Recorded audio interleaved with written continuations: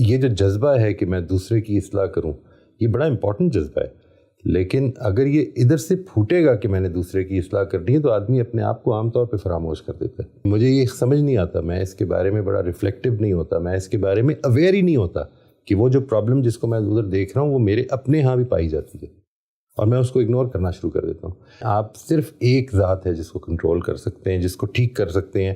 100% control ہے جس کے اوپر آپ کا، وہ آپ کو دیں. سبحان اللہ. اس کے علاوہ آپ دوسروں کو اپنی اس انسانیت کی وجہ سے، اس لیے نہیں کیونکہ آپ ٹیچر ہیں، اس لیے نہیں کیونکہ آپ عالم ہیں، اس لیے نہیں کیونکہ آپ کی سوسائٹی میں کوئی پوزیشن ہے، اپنی انسانیت کی وجہ سے، صرف اس لیے کیونکہ آپ کو اللہ تعالیٰ نے انسان بنایا ہے، دوسروں کو انفلوئنس کر رہے ہیں آپ. ٹھیک. کوئی نہ کوئی آپ کو دیکھ کر کوئی اچھی چیز یا کوئی بری چیز آپ کی وجہ سے کرنا شروع کر سکتا ہے. اس چیز کے بارے میں اویئر ہو جاؤں میں کہ میں نے اپنے آپ کو ٹھیک کرنا ہے. اور دوسری ایک اور چیز یہ کہ اپنا جو رول ماڈل ہے وہ پرفیکشن کا نہ بنائیں، کیونکہ یہ جھوٹ ہوگا. Nobody is going to be perfect, نہ ٹیچر نہ پیرنٹس. آپ جس چیز کا رول ماڈل بچوں کے سامنے رکھیں وہ یہ ہے کہ we are lifelong learners.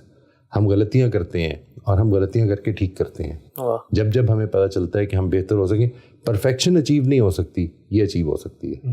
اور یہ وہ چیز ہے کہ جس کے نتیجے میں بچے کو بھی آپ کے ساتھ یہ شیئر کرنے میں کوئی پرابلم نہیں ہوگی کہ میرے اندر بھی یہ غلطی ہے. جب آپ پرفیکشن کا ایک اپنا رول ماڈل اس کے سامنے رکھ دیتے ہیں تو بچہ اب اس کے پاس کچھ نہیں رہ گیا شیئر کرنے کے لیے، اس لیے کہ وہ آپ سے کم ہو گیا. آپ نے اس کو ایک ان اچیویبل ایک ایسا گول دے دیا اس کو پاسبل ہی نہیں جو آپ نے بھی اچیو نہیں کیا. یعنی پرابلم تو یہ ہے.